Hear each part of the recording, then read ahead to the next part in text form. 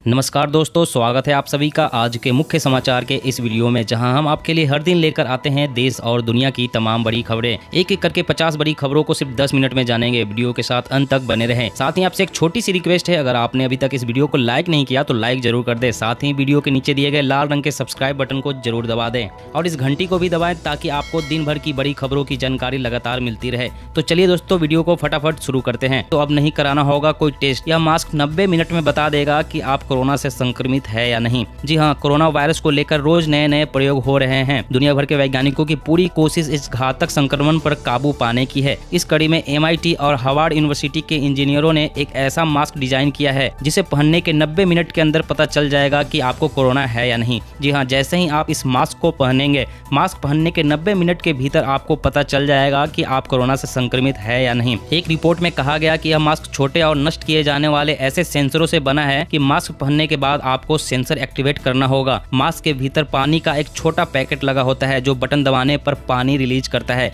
इसके बाद सेंसर जमे और सूखे तत्वों को हाइड्रेट करता है जो मास्क के भीतर सांस की बूंदों का विश्लेषण करता है और 90 मिनट के अंदर आपको रिजल्ट दे देता है। और अगली बड़ी खबर की बात करें तो चिपसेट कमी से जूझ रही मोबाइल कंपनियां बढ़ सकती है स्मार्टफोन की कीमतें, नई रिपोर्ट में दावा। भारतीय दूरसंचार दिग्गज रिलायंस जियो ने अपने अपकमिंग स्मार्टफोन जियो फोन नेक्स्ट के लॉन्च को पोस्टपोन कर दिया है, जो अब आधिकारिक तौर पर देश में दिवाली के आसपास लॉन्च किया जाएगा। गूगल के सहयोग से बनाया गया एंट्री लेवल स्मार्टफोन पिछले हफ्ते भारतीय बाजार में लॉन्च होने वाला था, लेकिन फोन की रिलीज में देरी हो गई और कंपनी ने इसकी वजह वैश्विक चिप की कमी बताया। अब काउंटर पॉइंट रिसर्च की एक रिपोर्ट में दावा किया जा रहा है कि जियो फोन नेक्स्ट एकमात्र ऐसा डिवाइस नहीं है जो कंपोनेंट की भारी कमी और शिपिंग में देरी से प्रभावित हो रही है। इसमें कहा गया है कि कई टॉप स्मार्टफोन इससे परेशान है। वहीं मेमोरी, प्रोसेसर और लॉजिस्टिक जैसी प्रमुख घटकों की बढ़ती लागत भी एक प्रमुख कारक है। वहीं कंपनियां स्मार्टफोन की कीमत भी बढ़ा रही है। और अगली बड़ी खबर की बात करें तो इलाहाबाद हाईकोर्ट ने कहा, अलग धर्मों के बालिग जोड़ों को पसंद का जीवन साथी चुनने का हक है, माता पिता भी दखल नहीं दे सकते। जी हाँ, इलाहाबाद हाईकोर्ट ने अलग अलग धर्मों के बालिग जोड़े की शादीशुदा जिंदगी में किसी के भी दखल देने पर रोक लगा दी है। कोर्ट ने कहा कि अलग अलग धर्मों के बालिग जोड़े को अपनी पसंद का जीवन साथी चुनने का पूरा अधिकार है। उनके माता पिता भी दोनों के वैवाहिक जीवन में हस्तक्षेप करने का अधिकार नहीं रखते हैं। याचिका पर सुनवाई करते हुए हाईकोर्ट ने कहा कि विपरीत धर्म से होने के बावजूद बालिग को अपनी पसंद से जीवन साथी चुनने का अधिकार है। उनके वैवाहिक संबंधों पर किसी को भी आपत्ति करने का अधिकार नहीं है।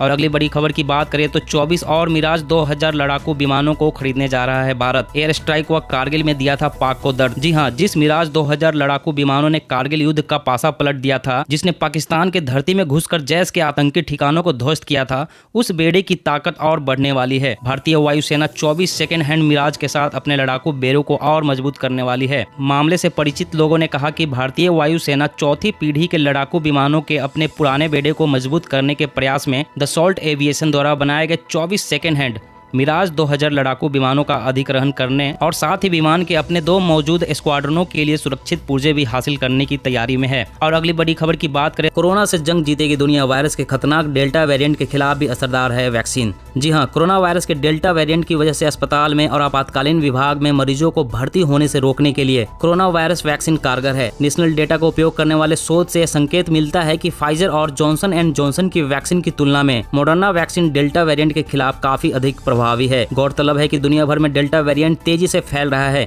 रियल वर्ल्ड डाटा बताते हैं कि वैक्सीन कोविड से जुड़े मामलों में अस्पतालों और आपातकालीन विभाग में भर्ती होने की दर को कम करने में अधिक प्रभावी है। यहाँ तक कि वैक्सीन कोविड-19 के नए वेरिएंट के खिलाफ भी कारगर है। नतीजों से पता चलता है कि कोविड-19 के खिलाफ वैक्सीन नहीं लगवाने वाले लोगों का अस्पताल में भर्ती होने की संभावना 5 से 7 गुना अधिक है। ऐसा ही कोरोना के अलग अलग वेरिएंट के खिलाफ भी है। इस वजह से वैक्सीनेशन बेहद जरूरी है।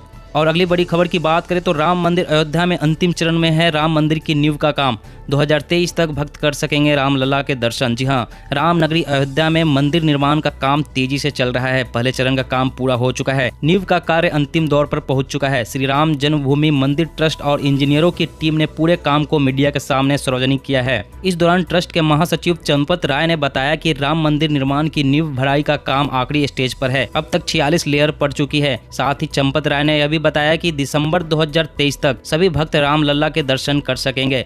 यह मंदिर 3 मंजिला होगा। गर्भगृह में रामलला विराजमान होंगे तो दूसरे तल पर राम दरबार विराजित होगा। ट्रस्ट के महासचिव ने कहा कि नींव के निर्माण में 2 से 3 शिफ्टों में लगातार 24 घंटे काम चल रहा है और आगे भी निर्माण इसी गति से होता रहेगा। दोस्तों, अगर आप भी राम मंदिर निर्माण से खुश हैं तो कमेंट में जय श्री राम जरूर लिखें। कोरोना से बचाव के लिए हुआ नया अध्ययन, गंभीर संक्रमण और मौत के खतरे से बचा सकता है विटामिन डी। जी हां, कोरोना के गंभीर संक्रमण से बचा सकता है विटामिन डी। कोरोना वायरस से बचाव को लेकर एक नया अध्ययन किया गया है।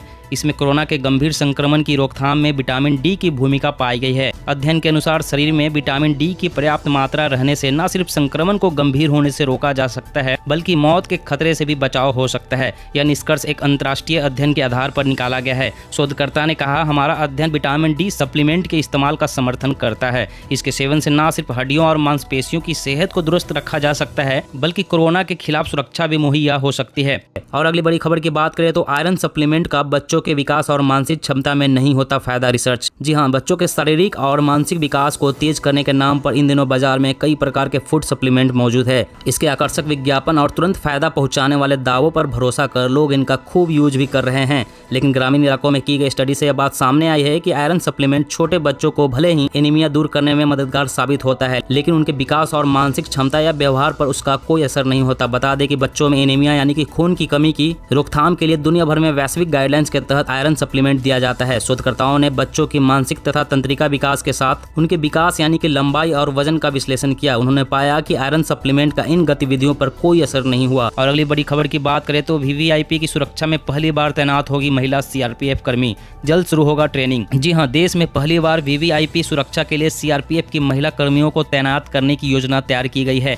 जानकारी के अनुसार जल्द ही सीआरपीएफ महिला कर्मियों के पहले बैच को वीवीआईपी सुरक्षा के लिए ट्रेनिंग भी दी जाने की शुरुआत होगी। इस पहले बैच में 33 महिला कर्मी होंगी। पहले बैच की इन सभी 33 महिला सीआरपीएफ कर्मचारियों का चयन कुछ दिन पहले गृह मंत्रालय से मंजूरी मिलने के बाद किया गया है। जानकारी के अनुसार सीआरपीएफ द्वारा महिला कर्मियों की ताकत बढ़ाने के लिए एक कार्य योजना प्रस्तुत की गई है। इसके तहत शुरुआत में सीआरपीएफ महिला कर्मियों के 6 प्लाटून तैयार किए जाएंगे। सीआरपीएफ की इन महिला जवानों को AK-47 जैसी असॉल्ट राइफल चलाने का भी प्रशिक्षण मिलेगा। और अगली बड़ी खबर की बात करें तो झारखंड सरकार ने किया ऐलान, स्कूलों के आसपास 100 मीटर दायरे में तंबाकू की बिक्री पर लगी रोक। जी हां, झारखंड सरकार ने प्रदेश के सभी सरकारी स्कूलों और कॉलेजों के लिए नया फरमान जारी किया है। इस फरमान में स्कूलों के आसपास 100 मीटर के दायरे में किसी भी प्रकार के सिगरेट, बीड़ी, तंबाकू या इससे संबंधित सामान बेचने पर रोक लगेगी। वहीं सभी संस्थानों को तंबाकू न लेने की प्रतिज्ञा लेनी होगी। इसके लिए सभी जिलों के डीएम को नियमित तौर पर छापेमारी करने के निर्देश दिए गए हैं। दरअसल केंद्र सरकार द्वारा ग्लोबल यूथ तंबाकू सर्वे रिपोर्ट में बीते महीने प्रदेश के 5% बच्चों के तंबाकू के सेवन करने की बात कही है।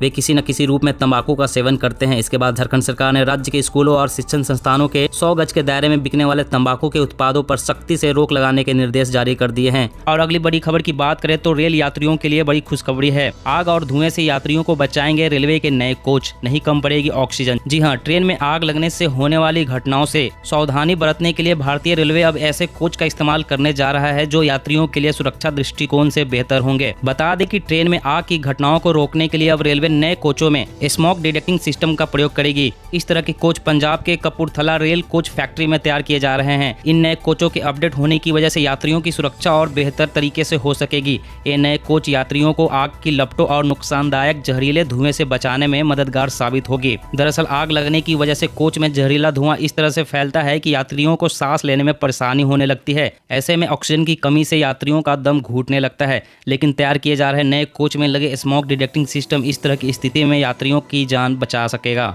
और अगली बड़ी खबर की बात करें तो दिल्ली में नई तकनीक से बदली जाएगी अंग्रेजों के जमाने की पाइपलाइन, 600 करोड़ बचाएगी सरकार। जी हां, दिल्ली सरकार ने एक पाइपलाइन परियोजना में नई तकनीक अपनाकर टैक्स के 602 करोड़ रुपए बचाने का दावा किया है। सरकार के मुताबिक 15 किलोमीटर लंबी पाइपलाइन को बिछाने में सामान्य तरीके से 662 करोड़ रुपए के करीब लागत आती है, जबकि नई तकनीक को अपनाकर यह काम केवल 60 करोड़ रुपए में पूरा कर लिया जाएगा। जनता के टैक्स के 602 करोड़ रुपए की बचत होगी, जिससे जनहित के दूसरे काम किए जाएंगे। दिल्ली की 3 पाइपलाइन में से एक अंग्रेजों के जमाने में 1938 में बिछाई गई थी। इन्हें बदला जाना है। इन 15 किलोमीटर लंबे पाइपलाइन का काम 2 सालों में पूरा किया जाएगा। और अगली बड़ी खबर की बात करें तो 2 से ज्यादा हथियार नहीं रख सकेंगे लोग। गृह मंत्रालय ने किया आर्म्स एक्ट में बदलाव। जी हां, देश की राजधानी दिल्ली में अब लोग सिर्फ 2 ही हथियार रख सकेंगे। गृह मंत्रालय की ओर से आर्म्स एक्ट में बदलाव किया गया है। दिल्ली में पहले खिलाड़ी समेत अन्य लोगों को 2 से ज्यादा हथियार रखने की अनुमति थी, लेकिन अब इसमें बदलाव कर दिया गया है। जिन लोगों के पास 2 से ज्यादा हथियार है उन्हें हथियार जमा कराने के आदेश दिए गए हैं। राष्ट्रीय स्तर के खिलाड़ी को सिर्फ 2 ही हथियार रखने की इजाजत दी गई है। इस आदेश का पालन करवाने के लिए लाइसेंसिंग ब्रांच ने सभी 50 डीलर DCP को पत्र लिखकर इस आदेश का 15 दिन के अंदर पालन करवाने के लिए कहा है।